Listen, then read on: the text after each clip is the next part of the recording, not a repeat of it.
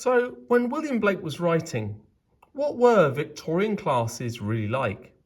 Victorian classes were enormous, with as many as 70 to 80 pupils in one class. I got ants in my pants. In one school, there were 300 pupils in one class. Teachers were very strict and gave out punishments for anything that they didn't like. Ouch! If you wrote with your left hand or accidentally made a mistake, you could be punished. I'm a bad boy. Punishments were nasty. Sometimes children had to sit in detention after school or copy out lots of extra work. They were even hit with a ruler or the cane. Excuse me. Children who studied at a slower speed to others were punished. Super genius!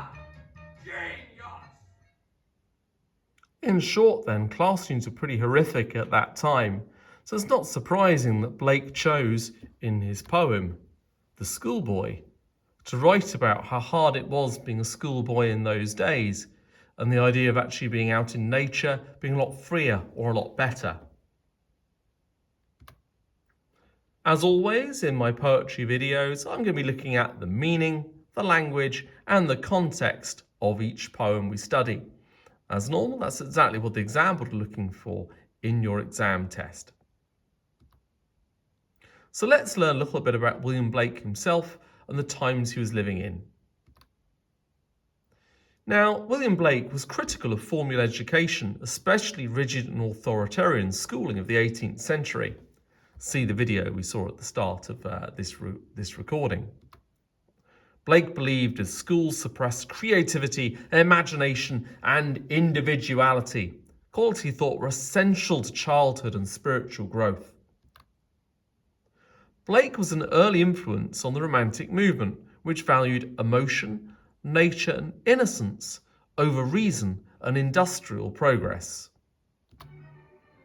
He saw ecstatic visions of angels and saints and spoke to the dead. He believed the archangels were fans of his work. He once painted the ghost of a flea, which he claimed to have seen firsthand. William Blake was a madman. At least that was the popular opinion of his contemporaries.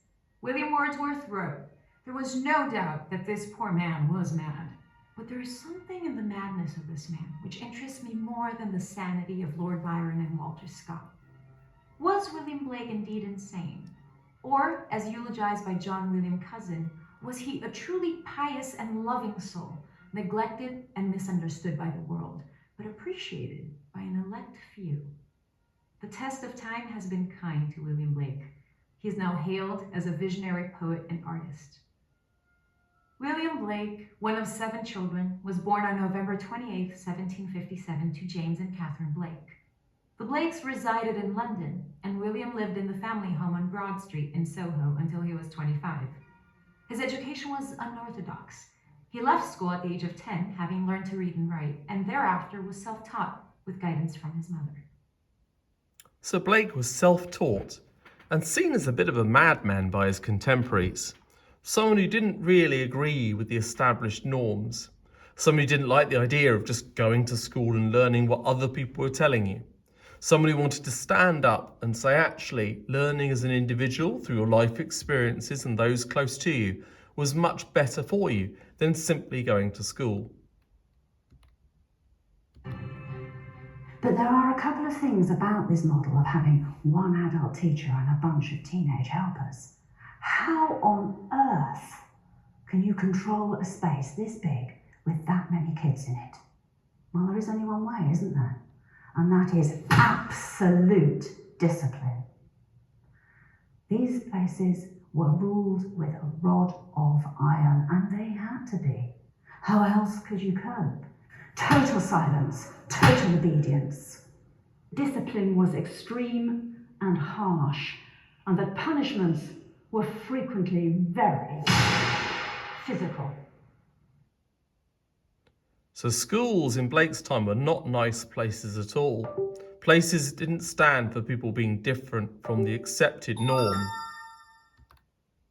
Now let's hear a reading of the poem as we study how these ideas in Blake's head came to become the poem you're studying. The Schoolboy by William Blake. I love to rise in a summer morn, when the birds sing on every tree. The distant huntsman winds his horn, and the skylark sings with me. Oh, what sweet company! But to go to school in a summer morn, oh, it drives all joy away. Under a cruel eye outworn, the little ones spend the day in sighing and dismay. Ah, then at times I drooping sit, and spend many an anxious hour.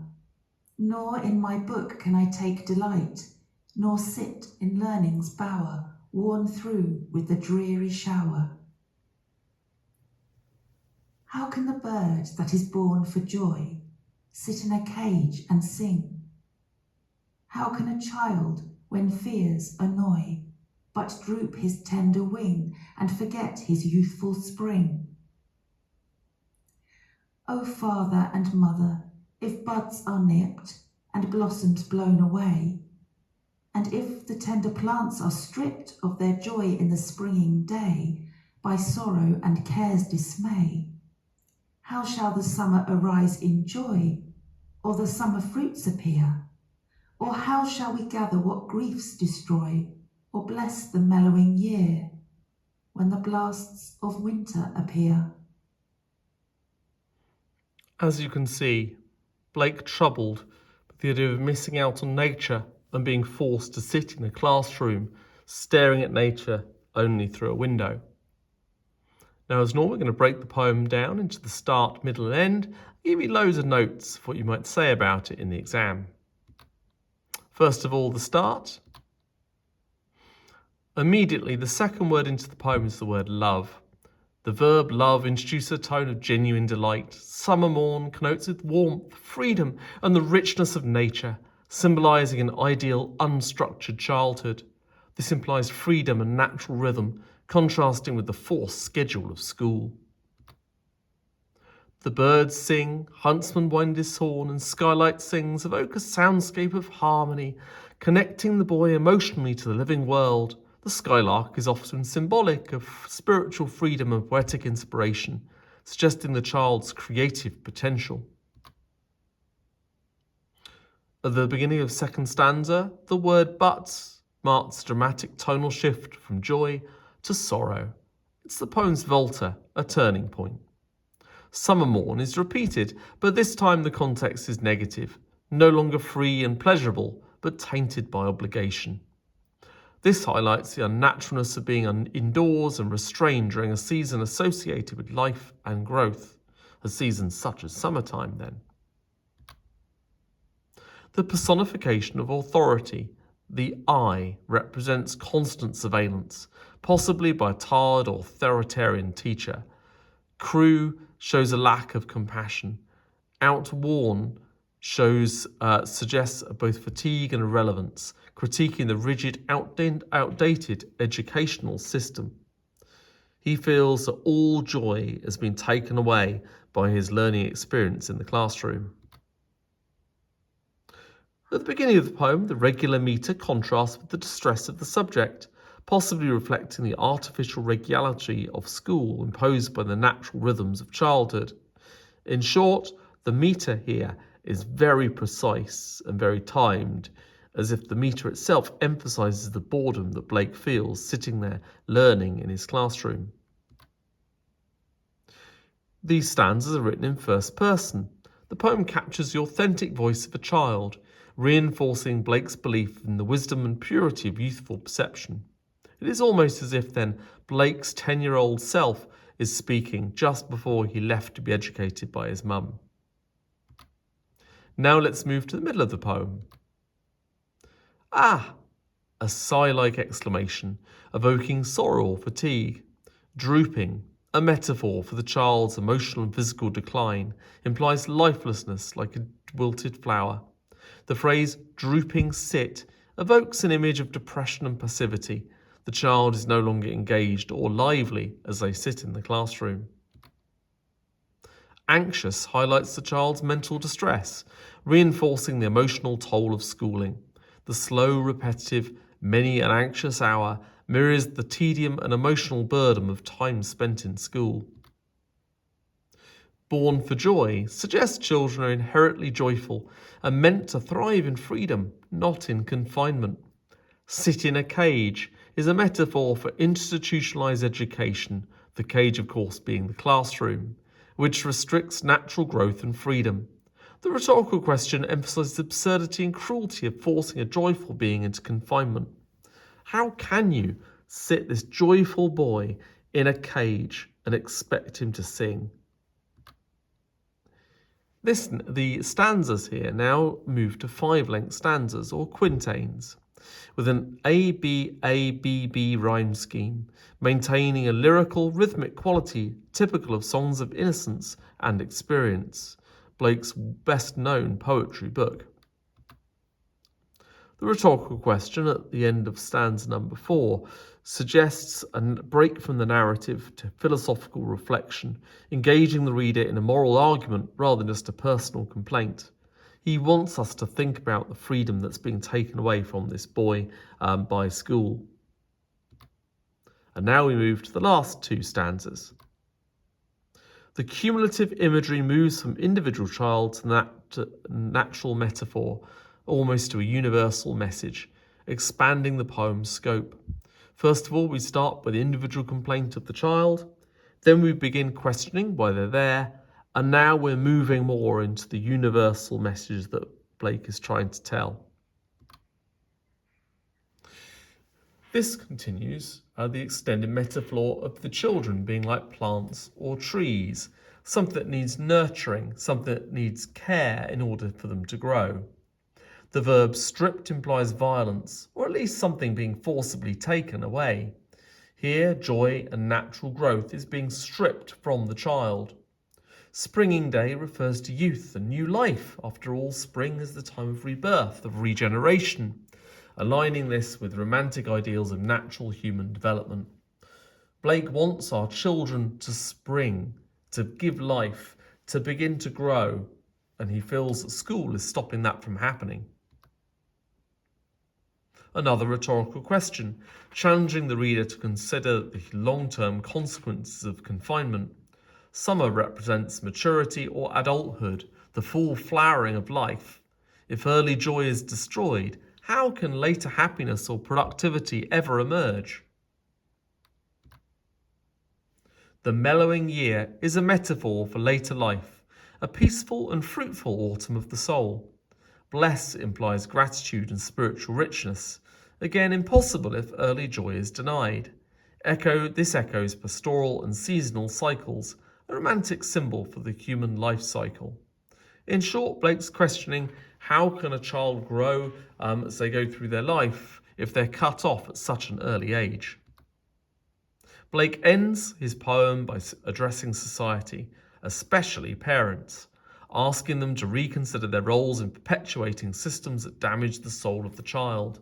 The poem becomes not just an emotional cry, but a call to change, for rebellion, to rise up and decide to change the educational system, in Blake's view, for the better. Now let's recap this poem then into its key segments. Who is the poem about? The schoolboy is about a young boy who loves nature and freedom but feels trapped and oppressed. What is the poem about? The schoolboy explores a young boy's love of freedom and the beauty of nature, which is disrupted by the restrictive environment of school. And why did Blake choose to write it? The poem criticises formal education for suppressing a child's natural curiosity, happiness and growth, arguing that true learning should be free, joyful and in harmony with nature. Now we've summarised the poem and given you a couple of notes on it, let's focus on 3 key quotes to help you explain them in the exam. We have quote number 1, and around the outside, 3 things you can say about it. Please pause the video and make notes onto your cue cards. And quote number 2.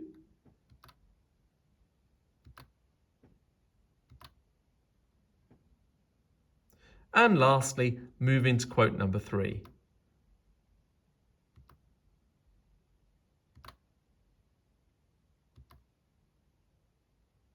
For each of these, I've chosen to do a bit of analysis for you and showing the kind of length of detail you'd have to write per quote. So each one is 3 sentences long and often zooms in on a particular part of the quote or keyword from that quote. As you can see from the mark scheme on the right hand side, to pass the test I need to use analysis. That's there at the level 3 and of course higher up as well. So that analysis means zooming in on particular details of the poem and explaining it. So bearing that in mind, let's focus today on how to explain a quote. Here is an example paragraph from the beginning of the poem. You'll note immediately I'm using quotes and beginning to explain them in at least 2 sentences. I'm using a bit of technical language, the use of the verb love. So I'm not saying the word love, I'm zooming in on love and calling it a verb, using the technically accurate term for the word love, which is of course a verb. You can see in my answer here, I'm looking at least 3 to 4 quotes and gone on to explain them. Notice in the centre I've also referenced the poet themselves. Blake, a romantic poet, believed that nature was the purest teacher and that true understanding came through sensory experience and emotional engagement in the world. Notice I've used the fact he's a romantic poet in my answer and gone on to explain why I think he chose to write this poem and what his main message might be. I've also offered my own personal opinion here that this is a positive image of morning freedom, standing in contrast with the later depiction of school.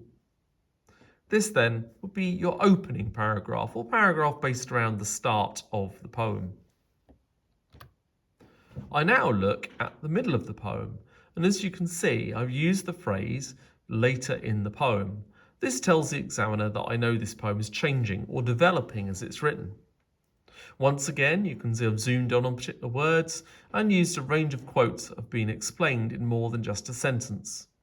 In the few occasions where I have used just a sentence to explain a quote, I've tried to at least use the word or connective because to fully explore the answer in more detail. This is where looking back at our notes that I've already gone through in this video is really useful, and see if you can add something of your own to it as well. And now we move to the third paragraph, or the conclusion of the poem. Once again, you can see the evidence there being used, with certain keywords being looked at in more depth and then explained in more than just one sentence. Subject terminology, such as the word metaphor, is being used there, and I've gone on to try and explain why he chose the quotes he did, not just literally what they mean. This completes then a 3-paragraph essay based around Blake's The Schoolboy that analyses language and structure and makes reference to the effects created, the key skills then needed for a pass grade at GCSE level. Thank you very much for listening to my poetry revision resource on The School by William Blake. My name's Mr. McFloyd, and I'll see you in the next one.